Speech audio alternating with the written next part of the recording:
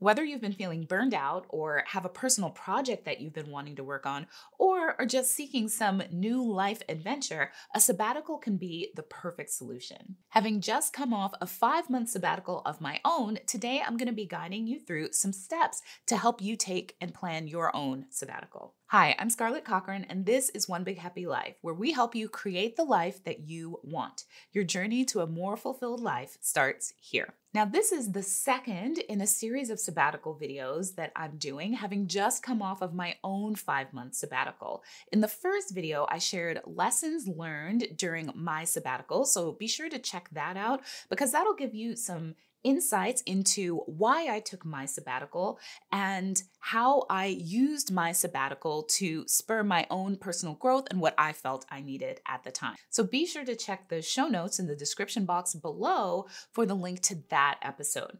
But today we're going to be focusing more on the planning side of a sabbatical. So how do you plan and actually take your own sabbatical? Now, before we dive in, I want to invite you to a brand new live masterclass that I'm teaching all about how to design a life that you love.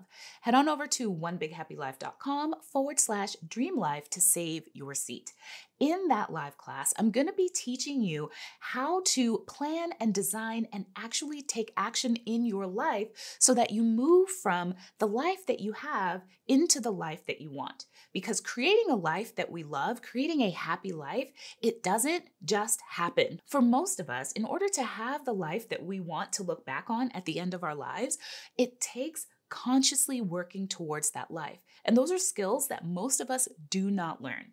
So I'm going to be teaching you exactly how to do that in this new live masterclass. And if you can't make it live, go ahead and register anyway because we will be sending out a replay. So head on over to onebighappylife.com/dreamlife to save your seat. All right, so now let's dive into how to plan and take your own sabbatical, starting with what a sabbatical is, as well as some misconceptions that you may or may not have around sabbaticals. So what is a sabbatical? I think a very simple and easy definition that we can work with is that it's a paid or unpaid leave from work.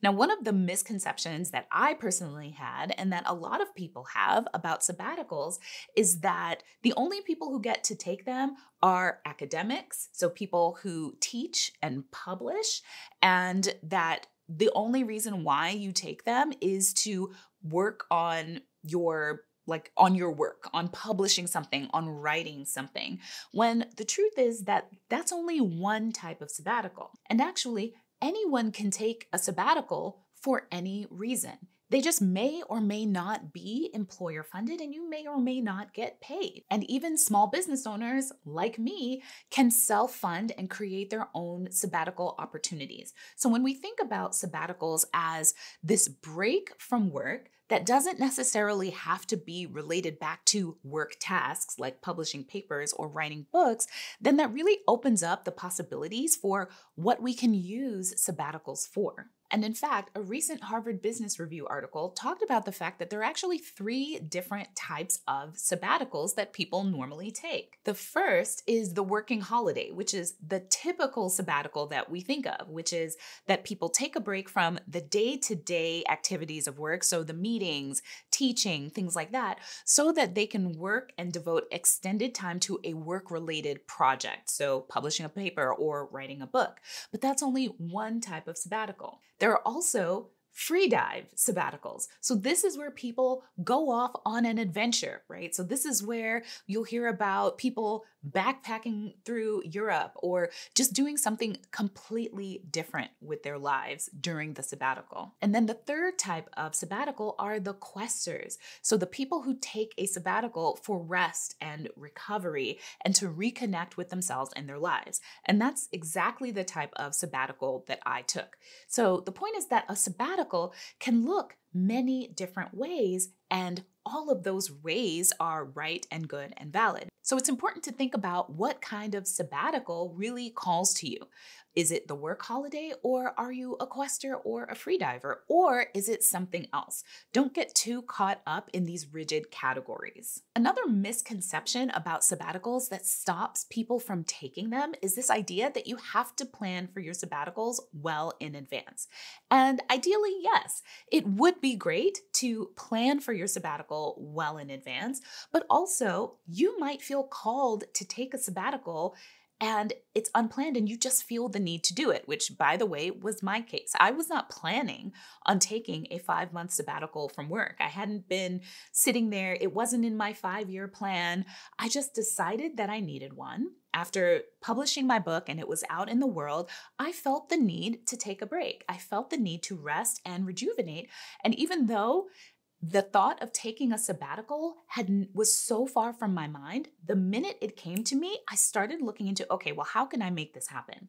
And it's so easy to ignore the feeling that we have that we want to do something new, especially if you're a planner like me, right?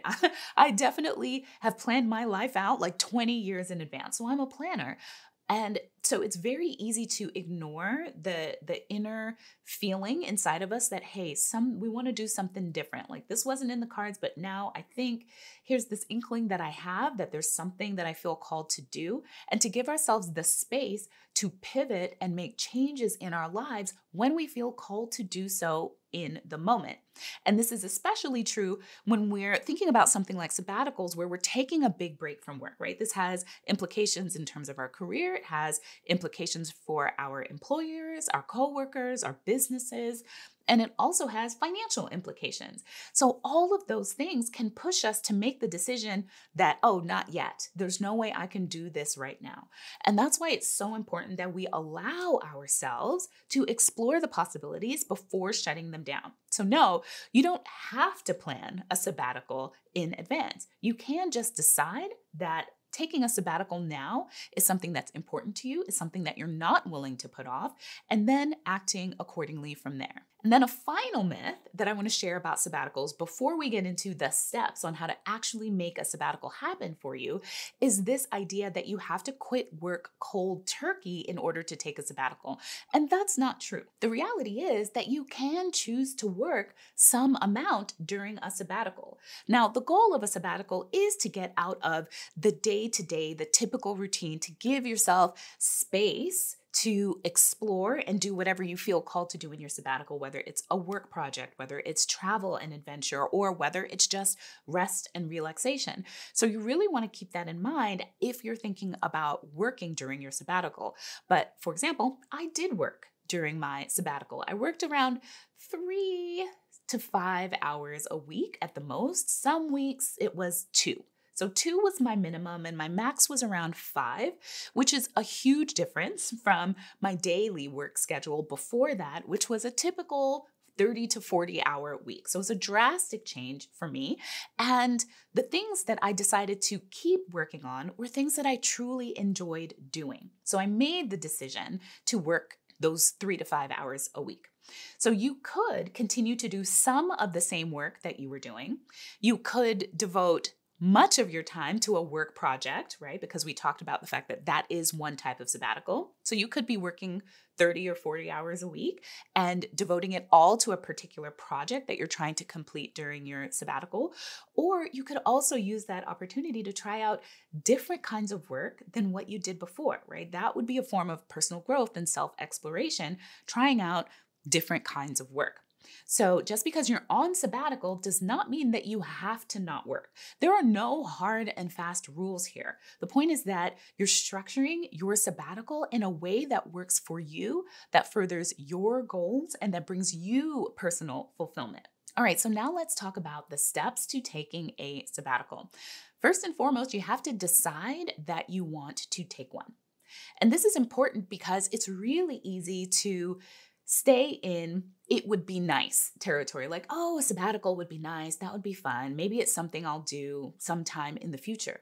But when you don't make a decision, when you don't set the intention that you are definitely going to do this thing, that's how we end up putting things off to the future, over and over and over again, and that future date never comes. That is how life passes us by. That is how opportunities pass us by. And we realize that we've delayed and missed out.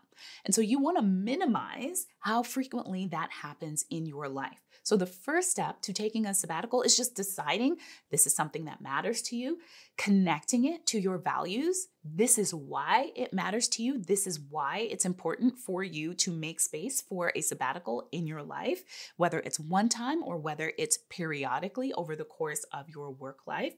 And when you make that decision, then you will start taking action towards actually making it happen. As opposed to when you put it off and say it'll happen someday, you're never actually moving towards making that thing a reality. So today, I want you to decide, do I want to take sabbaticals? Do I think that that is something that I want to have in my life? Because then you can take the next step and say, if it's yes, how can I start making that happen for me? Next, I want you to think about what you want your very next sabbatical to look like. Because we talked about how there are different types of sabbaticals that you can take, but which one of them did you feel called to? Do you feel the pull for adventure? Do you feel a pull for rest and relaxation? Or is there a personal or work project that you've been wanting to devote a lot, focused time to over a period of time?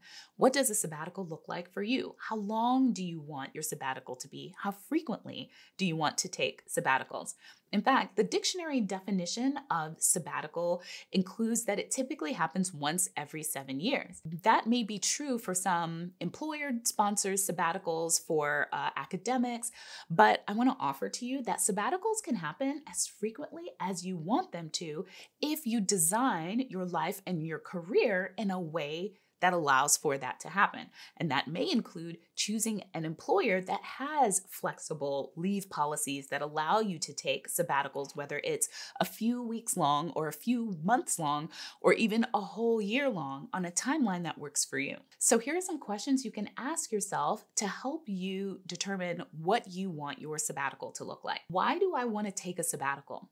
What am I hoping to gain from this time away from work? What do I want my sabbatical to look like and why?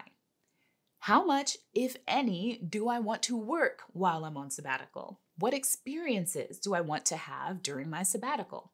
How long do I want my sabbatical to be?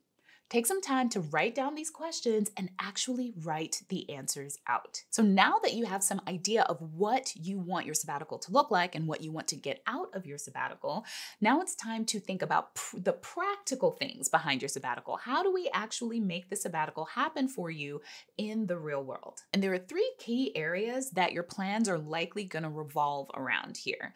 So 1 is work. 2 is finances, and 3 are your other pre-existing obligations. So number 1 is work. So whether you are self-employed like me or you're employed by someone else, you have to answer the question, how am I going to get this time off from work that I need in order to have this sabbatical? And the answers here are going to vary depending on whether you are employed by someone else or whether you are self-employed. If you are employed by someone else, it's going to require a collaborative conversation with your employer around the sabbatical policies, the leave policies, whether it's paid or unpaid, your employer's expectations around you taking that time off, whether your employer has a pre-existing policy, or if you are going to be the change leader in your organization to get your employer to enact a policy that allows employees to be able to take sabbaticals so that they can take a much needed break and then come back to work rested, recharged, or having completed some big projects that they're working on. And knowing that taking a sabbatical and having the opportunity to take extended leaves that's important to you, that's something that you'll also consider if you're ever thinking about changing employers. You'll want to pay attention to what their policies are in that area and how frequently people actually are able to take those sabbaticals in deciding whether or not an employer is the right fit for you. Now, if you're self-employed, I'm going to be doing a whole video on how I took a break from my business, still made money in my business while working only 3 to 5 hours a week. So stay tuned for that. But the good news is that you have a lot of flexibility because you're the one that's in charge.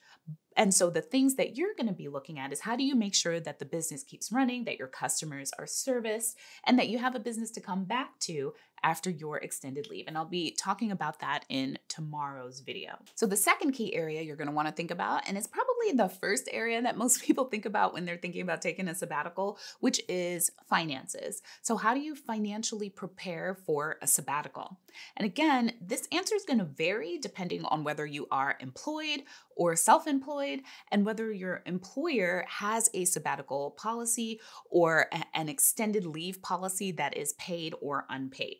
Now, if you are employed, you do have paid leave, one of the things that you could do is save up your paid leave and take it all at once. That is certainly a way to do it that will allow you to take, let's say, a month-long or 2-month-long or maybe even a 3-month-long sabbatical without having to take a pay cut. It just means that you're not able to use those vacation days throughout the year, which you may or may not be willing to do.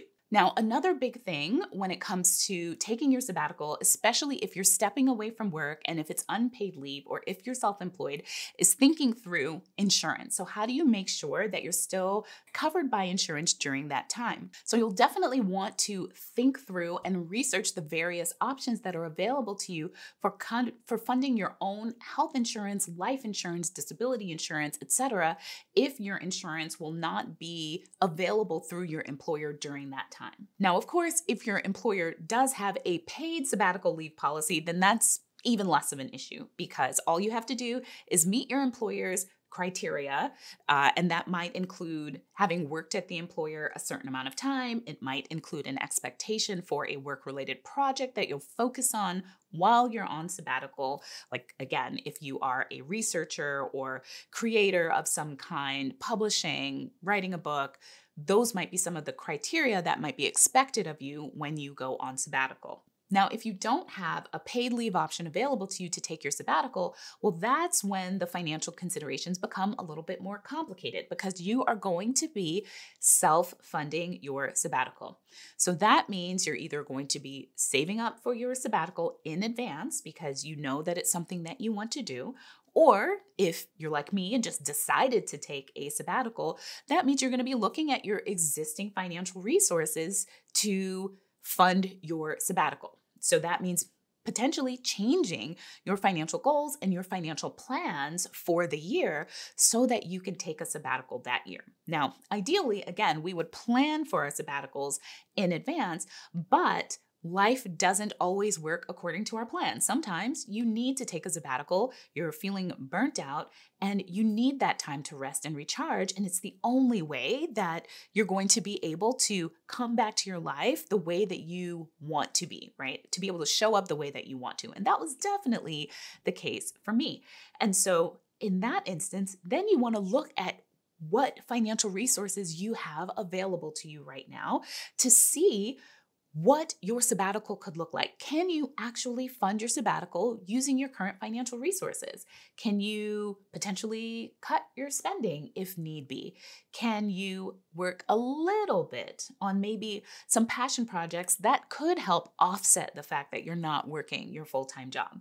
This is your opportunity to be really creative around funding your sabbatical. It's also an opportunity to have some financial flexibility. And this is a concept that I talk about and teach about a lot inside of Wealth Builder Society, that we have this tendency to create one plan and think and not want to change that plan, not want to revisit that plan. We get very rigid in terms of our financial goals when we need to hit certain milestones, to the point that we're not able to be flexible with our financial resources to use them in a way that's best serving us now. So think of this as an opportunity to explore what's possible. It doesn't mean that that any of the plans that you come up with that you absolutely have to do it, but the more options you give yourself, the more opportunities there will be for you to actually make the sabbatical happen for you financially. And of course, you're definitely going to want to have conversations with your partner and potentially your children if things are going to change for you financially and lifestyle-wise in order for you to take a sabbatical. Which brings me to into category number 3, which is your pre-existing obligations. You're definitely going to have to spend some time thinking about how a sabbatical will affect your pre-existing commitments that you've already made. So this is a catch-all category that lumps together all of the pre-existing obligations that we have in life that don't necessarily just completely go away because we've decided to make this temporary life change in taking a sabbatical. So things like spouses, kids, aging parents, pets, plants, community activities that we're a part of. How can we make sure that we're still maintaining those relationships, that we're still fulfilling those obligations, or that if we do need to step away from those obligations, we do it in a way that minimizes the inconvenience to others and maintains those relationships while we take the time that we need to take our sabbatical. So for example, a friend of mine went on sabbatical and decided to take her entire family completely out of the country. So they went and lived in Asia for several months. So that meant taking their daughters out of school, potentially finding a house sitter, finding a pet sitter, and logistically just figuring out, well, how were the parts of their lives that they wanted to come back to, how would they keep those maintained while they were off on sabbatical in a completely different country? Now, it's entirely possible that your sabbatical won't affect much of your day-to-day life outside of work. So that was the case for me. I didn't go on a months-long adventure in a different country. I lived my regular life. I woke up in my same bed every day. I just had way more time on my schedule. I did whatever I felt like doing, but I still showed up every day as a mom and a wife. So I'm still driving my son to school every day, taking him to his swim practices and things like that. Those things stayed on my schedule, so I didn't have to make as many logistical changes. But depending on what you want to do for your sabbatical, you're going to have to make those shifts and changes and account for those things so that you can enjoy your sabbatical versus feeling like you're constantly putting out fires. You definitely want to plan for those things in advance. So let's talk next steps when it comes to planning out your sabbatical. I want you to rewatch this video and actually go through the exercises that I shared with you. Ask yourself the questions that I shared with you, because that's how you will get started planning the perfect sabbatical for you. And be sure to head on over to onebighappielife.com/dreamlife to save your seat for my brand new live masterclass on creating a life that you love. All right, I'll see you next time. Bye.